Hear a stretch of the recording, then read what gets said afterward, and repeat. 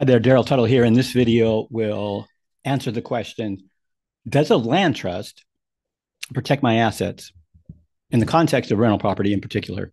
And the background behind this is there are a lot of people buying rental property in my practice, which is asset protection, but elder law in particular and some tax planning. Um, Asset protection against the lawsuits is definitely within the range of asset protection planning. But when applied to rental property, I'm kind of alarmed at uh, some like the just basic misunderstanding of how the law works, how the court system works, how commerce works, and then some people I think are kind of taking advantage of. I don't know if they're misrepresenting things intentionally or negligently, but to me, why does it matter? I mean, if you're saying something that's untrue that other people rely on to their detriment, then does it matter that you are doing it on purpose or you just don't know? If you don't know, don't say anything, right? And so the purpose of this video is to disabuse it. I will say personally, I am a little hesitant to say anything because I don't want to cause controversy and I'm not trying to make anybody mad. If you have invested already in one of these complicated land trusts, Wyoming LLC things, well, but if you're trying to be fair and trying to protect yourself and trying to get information, then you might want to watch this video. Now, the history behind it for me is I'll just show you my YouTube history. I like YouTube and I spend a lot of time just when I'm working, I'll have something on. And, here I'm just basically listening to music and I spent a lot of time TED Talks. I like those. I spent a lot of time trying to understand Chat GPT. And I kind of stumbled onto a video like this. Now, this is um, uh, Anderson Business Advisors. And by coincidence, they're like the big name on YouTube on this very topic. Like most of their videos are about Wyoming LLCs or land trusts. They just by coincidence, I went to we went to the same law school, not at the same time. They're about 4 years behind me. And just by coincidence, they opened an office directly across the hall from my office. And so for over a year, I watched their operations on a daily basis and learned a lot. Um, I even ordered through their online system a land trust and spotted the work product immediately. And I know most of the best attorneys in asset protection nationwide. And so I recognize the software that made it, I recognize the provisions. And so I can speak to the authenticity of the quote unquote strategy. By looking at my chat here, you can kind of tell back here. So it kind of stumbled onto one, and I'm like, wait a minute, what? What are they saying? And I kind of noodle on it, and then I'm like, I got to go back and listen to that. That they couldn't be saying what I thought they said. Uh, and so this guy's from Tacoma, and that guy's from Tacoma, and so I know some things about them that, yeah. So here's the deal: if the messaging from these guys seems to be like this guy, they're either attorneys who should know better, or they're non-lawyers who are trying to research trust law to get to a particular purpose rather than like learn the basics of law, learn the principles, invest time and energy in law school, and then maybe 10 years or 15 years of practice. They just want a fast answer. And they're approaching everything that they read in the context of this is how I want it to work. That's very dangerous because it's very easy to misconstrue one concept. And just to give you an idea, I think it will be helpful to look at this video right here. So this guy, God bless him. I'm just gonna play a clip here so you can kind of get the idea of what I'm talking about. Like I did for 3 years before figuring this out, and now I get to teach you. Do your own research, find out if this is for you. I like to operate in anonymity as my life is once again going in high gear. You think somebody might want to one day come after me? I've already planned for it. I'm already planning for it, you know. So I got a bunch of insurance. He's planned for I it. don't own anything other than the one house that I still need to get out of my name. He's got one house he still has to do. All our stuff is in trust. We control it all, own nothing. Okay, that statement right there is my point. Now, the kind of like the fear they're feeding upon is you go out and you start a business. Like buying a rental property is a business. It's an amazing business. I've been reading account statements and income statements of people for almost 30 years. At the heyday, I was reading account statements and income statements 4 days a week, sometimes 4 hours a day, client meetings. So I know what you own and I know what works and what doesn't work. Some of the wealthiest clients I've ever had were rental property owners, and they're a very unique breed of people. And I was not there to set up entities related to Wyoming with my work with them. Rather, I just had a very, very difficult time getting them to do anything. Most rental property owners just own their property outright and they pay taxes under 1040 and whatnot. From an income tax perspective, there's no reason not to, really. There's no benefit from a limited liability company in that context. This group of people, I've not really encountered that personality, but they're operating under the mistaken belief in the fear that we live in a litigious society. There's tons of lawyers out there who are filing frivolous lawsuits because they can take a percentage of the kill and enrich themselves, and therefore they're looking for lawsuits that have no merit, and anybody could be a victim of that at any moment. And what these horrible attorneys do is apparently what do? They just find some random dude to make a story up? I don't know. Under this view. And it is so prevalent that we have to take precautions and defend against it. And the first thing that these horrible attorneys do is that they scan the record to see if the potential victim has any assets. Now, before I get into my response to that, I need to emphasize that is the premise upon which everything flows. And if you can debunk the premise, then do I even need to make a video about land trusts? There's a thing called confirmation bias, and especially among older people, the older you get, the more a problem it is. But confirmation bias is, once you made up your mind, you discount people like me who are trying to say something factually based or not that contradicts it. Hopefully you have an open mind and you'll listen to me. There are, I suppose, frivolous lawsuits, but the idea of a frivolous lawsuit originates from an anecdote somebody else told them or their own anecdote.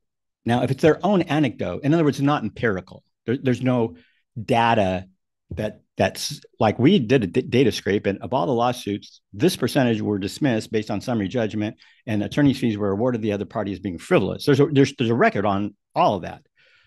In my jurisdiction and most jurisdictions, that there are heavy penalties against an attorney for a frivolous lawsuit. And oh, by the way, opposing counsel raises heck about it, and the judge knows what it is. So it's not as if these guys are unchecked.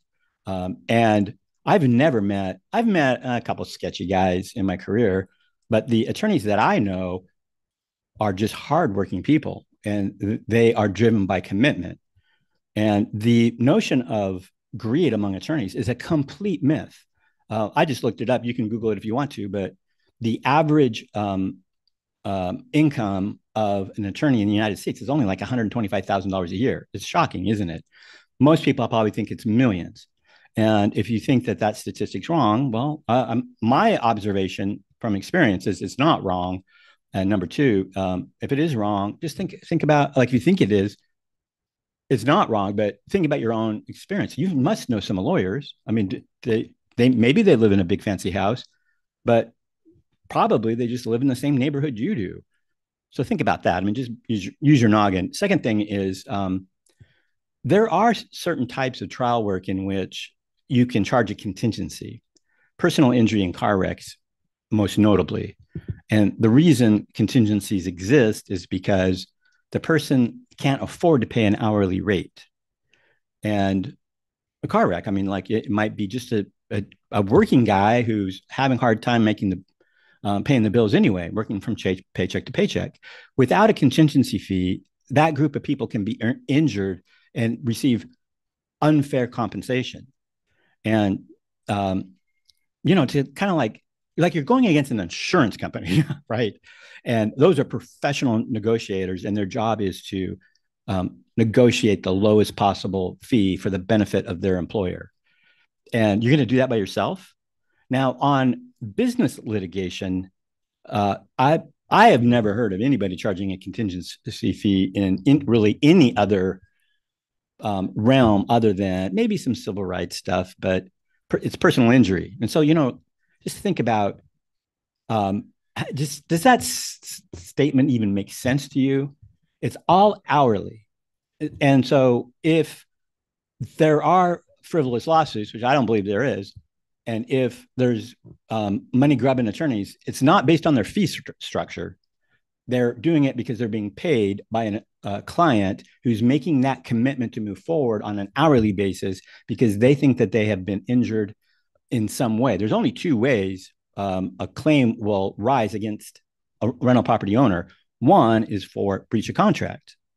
The other is tort. So a physical injury to somebody or a breach of contract. Now, just concede that when you file a lawsuit, almost immediately, if there's no claim, opposing counsel is going to raise summary judgment, a motion for summary judgment.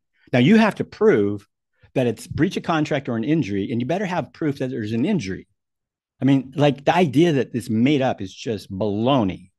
And I'm going to throw out an idea to you, just be open-minded. Did it ever occur to you that these guys have a financial interest in stoking your fear?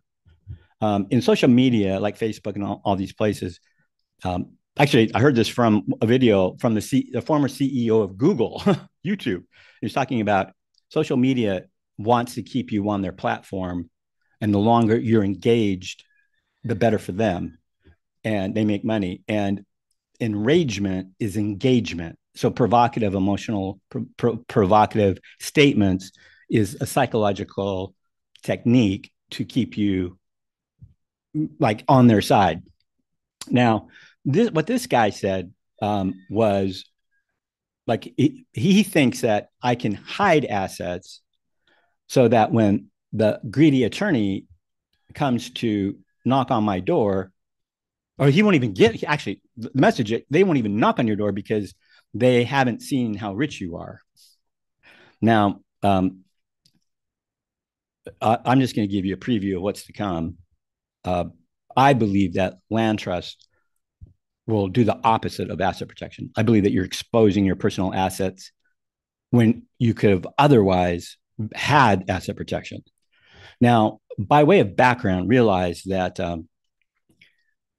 in the world of quote unquote asset protection, the hierarchy is really on top of the heap are elder law attorneys. And the reason for that is like estate planning is that legal devices and strategies to help you transfer your wealth when you pass away. That has no asset protection ability. Revocable living trusts don't protect assets, which I'm about to show. But on asset protection, the biggest threat to your wealth is not a lawsuit. Like think about how much time and energy these guys are kind of trying to stoke fear on a rental property lawsuit. And the thing about rental properties is if there is a frivolous lawsuit and you use a land trust, and the purpose of the land trust is to hide your linkage to the rental property, the claim against you, the rental property owner, comes under one of two models. One of two. These guys never point this out. The first most likely lawsuit will come inside, they call it inside liability, is the claim against you in or out. In or out. In means something that you did in the conduct of your limited liability company, breached a contract or injured somebody related to the conduct, your conduct at the site of the rental property. In. So you're suing the LLC for a breach of the LLC's duty, either a contractual duty or a tort. Now, there are very few lawsuits against rental properties. that's what bothers me is the chances of this happening are basically zero. And if it, so I've had like a woman came into my office, and I used to have this popular radio show in the Seattle market, and she anxiously awaited me to walk in the conference room. And when I did, she said, "Are you really Daryl Tuttle?" I go, "Yeah." "From the radio?" I go, "Yeah." She goes, "You do not look like what I expected." And I'm, well, okay, I'll bite. What is that? What did you think I was going to look like? "Well, I thought you were taller and blonde." I'm like, sorry to disappoint you, man. But this is the only face I have. Granted, it's a face for radio. And, but she came in and her rental property, one of the houses burnt down, and there was a lawsuit against her. Now that's in like your tenant signed a contract. You had knob and tube wiring. You didn't upgrade it despite warnings to do so. And now somebody's injured in a fire. And that's the sort of claim that will rise. Now, she didn't even have an LLC. And her question to me was, how screwed am I? Can I form one now? The answer is no. The whole point of an LLC is you set it up ahead of time. You run it as a business. The tenant contracts with the LLC, not you personally. And if there's an injury related to a fire or something, the claim is against the LLC, and there's a wall, a veil between you and the personal assets. That is what you want to keep. That works. There's no need to play these games about hiding, right? Now, if you were on your way to church and ran through a red light and hit a bus full of nuns, personally, well, unrelated to work, that claim is against you personally. Now, on the first type of claim, your tenant is alleging that you didn't fix the toilet when you said you would, or you didn't, the roof was said to be sound and it wasn't. The other claim that's common is between the buyer and the seller. So the seller is a potential litigant against you. Now, I'm going to just tell you this, just logically, if the claim arises from inside liability, they know who you are. Like if it's the seller, you bought the property from him, even if you're going to use a trust or whatnot, like this guy, you went to the seller at open house, you toured it, I'm assuming, you kicked, like in one case, I'm going to tell you about this case, but it's like they had an LLC, one of these complicated fly by night seminar things where they're setting up all this crazy stuff. And the idea that they thought we cared what the title was ridiculous, because he had spent about an hour bullshitting with the neighbor and had a beer with him. And so, of course, the seller knew who he was, and the neighbors knew who he was, and the real estate agent knew who he was. And it's just insane. And on those sorts of cases, actually, all lawsuits, inside or out, you have to understand me and believe me that an attorney who's going to sue you doesn't care about any of this, because we can sort that out later. On outside liability, we go through the lawsuit, we sue, and if we win, which, it's true, most cases are settled, we will name, sometimes just John Doe. Like if we don't know your name, and if we have to toll statute of limitations and we can't find you, I can think of a highway going down, like a semi going down the truck, tarp came off, flew off the truck, hit a minivan with children in it behind the semi, and one of the children was quadriplegic. That's the kind of injury that will motivate somebody to go all the way to the end. And you can say it's motivated by greed, but I'm here to tell you is trial attorneys are aggressive people who can compartmentalize the stuff. They don't feel emotions like you and I do. And they will pursue a cause of action, but they are also driven by sympathy for their client. And one thing that will get you into more trouble than you want to be in is to like try to shirk through a fraudulent means, to include hiding, concealment, your obligation to be responsible for your actions if it causes injury to a fellow citizen of the county or the state or whatnot. Now, in that case, you name John Doe, and it wasn't my firm that handled it, but they like researched the tarp the tarp that fell out. That's all they had to go on. And they found the company that made it. They looked at the records and they actually found the driver, you know. And so really, if you think about it, this idea that we are searching title is ridiculous. Now, earlier in my career, I litigated a little bit, but I also litigated in my capacity as an elder law attorney. The reason elder law attorneys are the high country of asset protection, because the probability of losing money to care costs in old age is astronomical. It's over 50% for people over age 65. I know that sounds amazing, hard to believe. Sometimes I don't believe that number, but I've been researching like every year. So I look and see what is the probability of long-term care. And I rely upon statistics from an agency that's related to Medicaid that actually, like Medicaid has the numbers. And I actually fudged the number. It's actually 70%. There's a 70% chance for anybody over age 65 to spend some time in a care community, 20% chance that if you are in a care community, you will be there for more than 5 years. The law firm record for the most paid for long-term care is $30,000 a month. And fortunately, Medicaid has specific exceptions. And there's all kinds of techniques that we can use to lawfully, with full transparency, protect wealth when our family member gets sick, breaks a hip, has dementia. That is asset protection. And the reason it's like, the reason we're kind of elite is because these guys, first of all, that guy's a non-lawyer, and the guys that are doing this, and even estate planning guys, they're not going to read the Medicaid statute. They're not going to put that much effort into it. And so I have drafted real asset protection trusts in my 30-year career. And I've learned a few things in addition to my formal training as a lawyer. And what trips people up who are trying to do it yourself stuff is they think that in fact, this video, you should watch it. It's funny. He has a book, and if you buy the book with his link, he gets a 50-cent commission, some ridiculous book.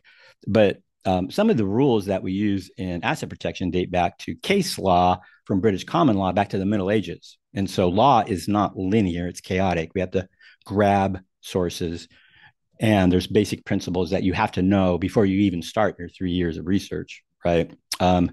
Now, to illustrate my point, what he just said was, I'm going to set up a land trust to hide assets and protect myself for something that might happen in the future. And I've done it on all my houses. There's no reason to not use a land trust, au contraire. And it will, because I'm like, even if it come, I don't want to have to worry about it.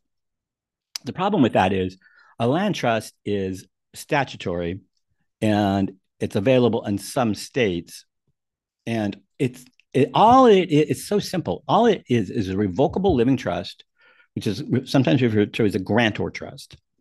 And it does not require the name of the grantor, the person who's creating the trust and transferring their real estate into it, to disclose on the deed.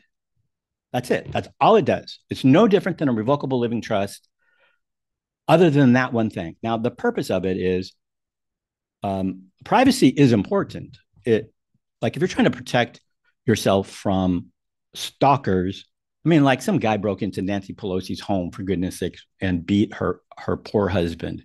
Like we live in a time where there are people that take things, whatever. And that's its purpose, is to have anonymity, not to defraud creditors. And I want to be clear. If you're going into a business and forming a trust or an LLC, and its purpose is to hide, that's fraud. Fraud, because the definition of fraud is the misrepresentation of a material fact, either negligently or intentionally. And when you set up a trust and you're doing it because you are hiding assets, then you're toast, because when it comes to getting the judgment and getting the charging order, if that ever even happens, I mean, the chances of that happening are, like I say, I think zero. But in this fantasy world of these guys who are paranoid about, they make QAnon look like they're reasonable. But if they even reach that point, then um, and there was like a judgment and a charging order, then what's going to happen is the plaintiff's counsel who won the trial will move to attach your order and then ask the judge to pierce the corporate veil. You've heard that term, that doctrine. Now, piercing is serious business because what it means is even though the legislature passed a law to create an LLC and the executive branch approved the LLC application, nevertheless, the third branch of government is going to set that aside and ignore it. And courts take that seriously. Remember, there's three branches of government, three sets of rules. The legislature. So land trusts are approved by the legislature. There's no executive branch approval of that trust. So there's no safeguard on that. Anybody can create a land trust and record a deed. When you record a deed at the auditor's office, it's not like they're going out to the property and seeing if there's property. I mean, and it's just notice. And then there's the court, which has a whole different set of rules, a different playbook. And in the context of a limited liability company, you send in your articles of incorporation. That's like a one-page thing. And the the Secretary of State looks at it and says, okay, you disclose this. Okay, you're approved. Now, when it comes time to get paid on a claim, that's a different matter. Now, I'm talking fast because it bothers me and I want to get this out before your attention span goes. But back down in the show notes, you'll see a link to an article, and that article lays out case law. Now, case law is the law, and this is how courts have handled piercing cases. Now, I'm hoping that if you're defensive about what I'm trying to tell you, and kind of arguing with me in your mind because you want me to be wrong, that's fine. But the truth is, people who try this stuff end up exposing their personal assets. And you'll see case after case after case explaining why they're allowing the personal assets to be attached. Remember, on inside liability, if you do it correctly, and it's easy to do it correctly, there's a wall between what the business does and your personal assets. No one's denying that. Like, none of these videos are claiming that an LLC doesn't do that.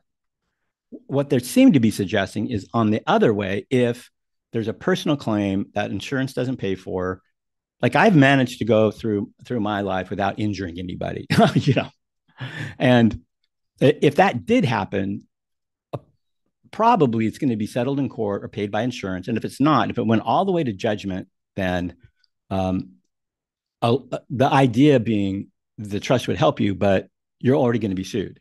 Now, I do have unique perspective in one other way. So elder law is about very detailed, specific asset protection trusts. Now, an asset protection trust has a couple characteristics that are easy to spot. You don't have to do 3 years of your own research. One characteristic is it has to be irrevocable. It has to be irrevocable with no exceptions. There's not an asset protection trust in American jurisprudence that can be revocable and have any asset protection ability. Now, this guy is telling people that there's an asset protection trust called the land trust that, even though it's revocable, has asset protection because it separates the ownership and the control in such a way that it appears as if ownership is by a different person. This statement that I control everything but own nothing, that is literally impossible under the law. And there's not, even like the guys on YouTube know that.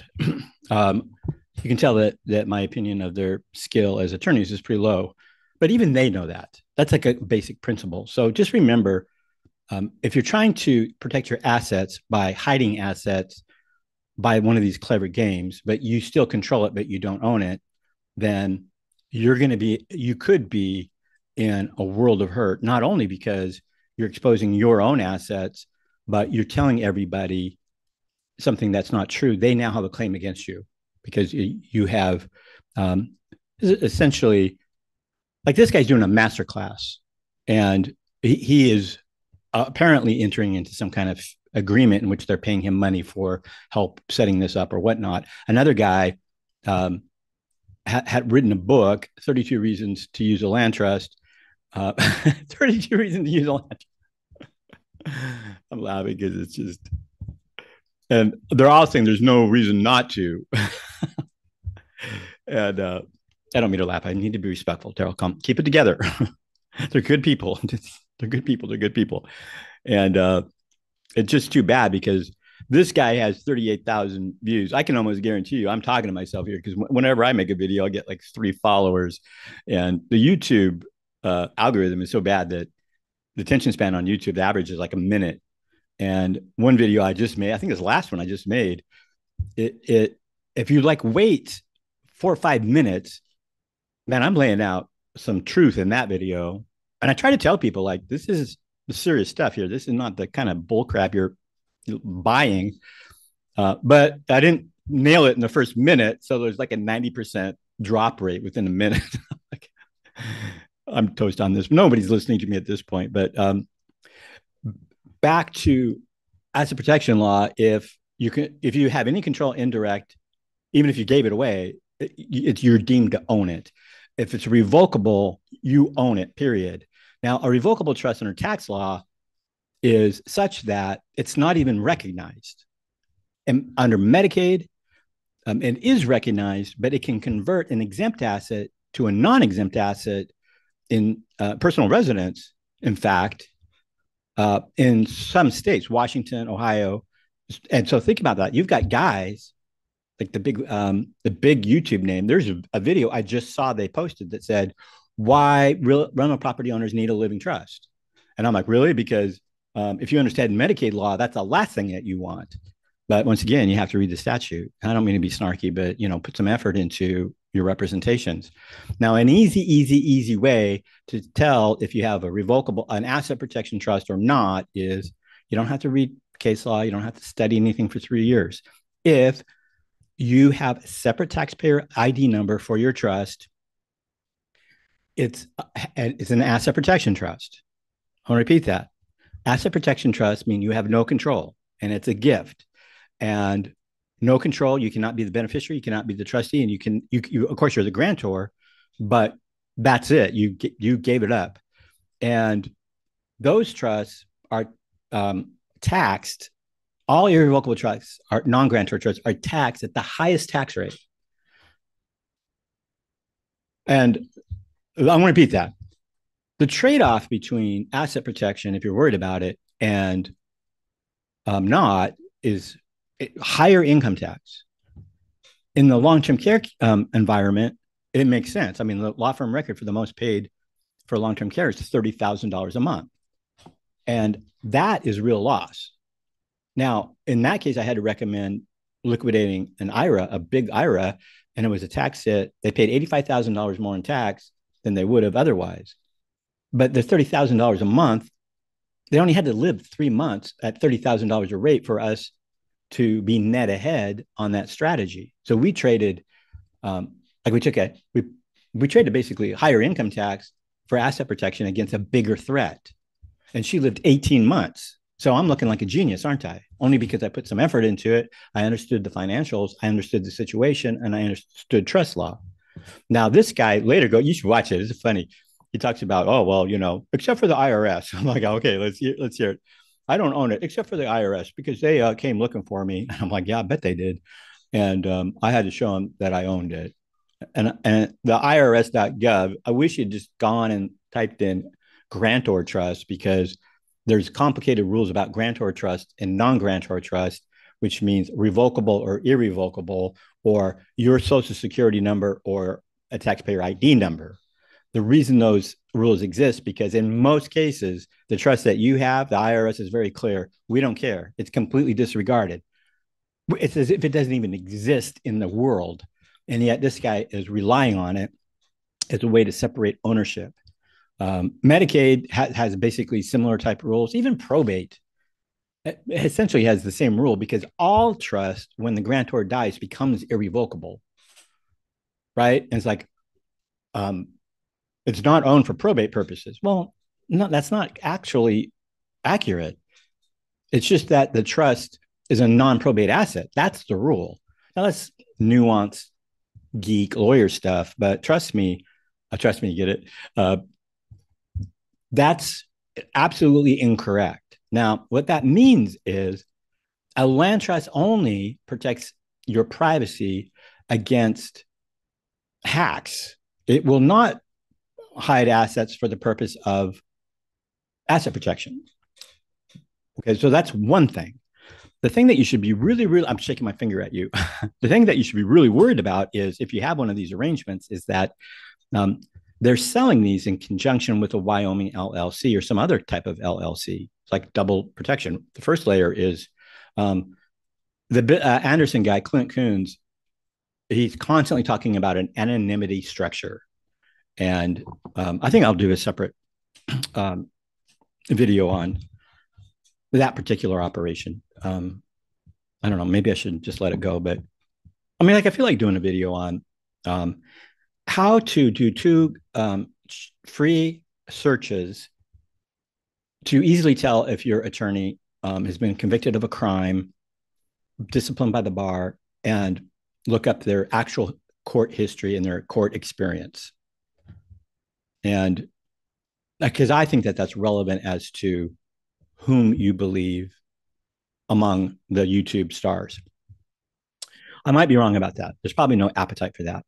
But when it's like a structure, an anonymity structure, the problem is they literally say on their thumbnails for YouTube, hide assets. And that is essentially a exhibit in court later, if it ever came to that, which I don't think it would, but if it did, that's proof essentially of the intent to hide assets. Now, if you set up a structure and the plaintiff's counsel can prove that the only reason you set it up was to obscure your identity with the hopes of evading a lawful claim, then the corporate veil will be pierced, period. No, anybody that disagrees with that, I welcome you to respond with your invitation for a public debate. I will go. We can set up streaming. We can go on YouTube. We can go on LinkedIn.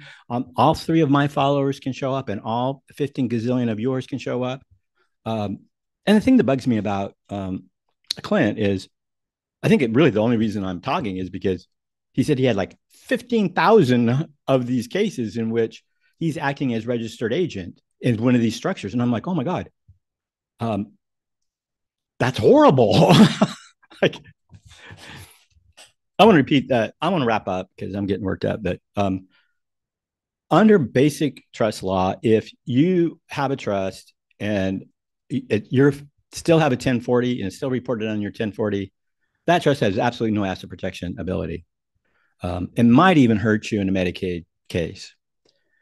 That's rule number 1. Number 2, okay, if you really believe that trial attorneys are the scum of the earth and the world works in a way that's completely different, at least do a little bit of research about court procedure, because really it doesn't even matter what your assets are. Like, we're not even cognizant of your assets, and we actually respect your privacy until supplemental proceedings, which is after the trial is over. So the premise is just wrong.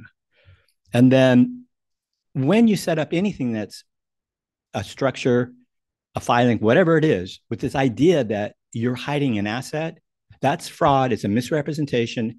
Courts are not that stupid, and it will not only obscure your wealth, but now what could have been protected on an inside liability claim, the court's going to lift that veil, and now the personal assets are at risk.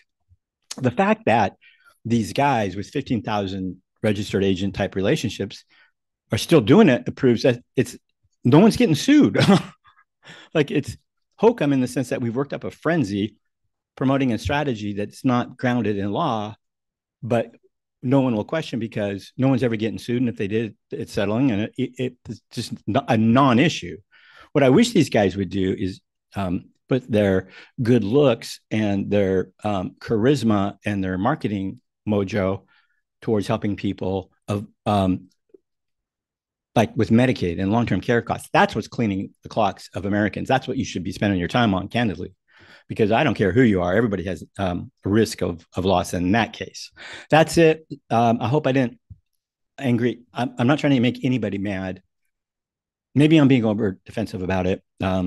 All three of my followers are on my side. And I hope you have a good day.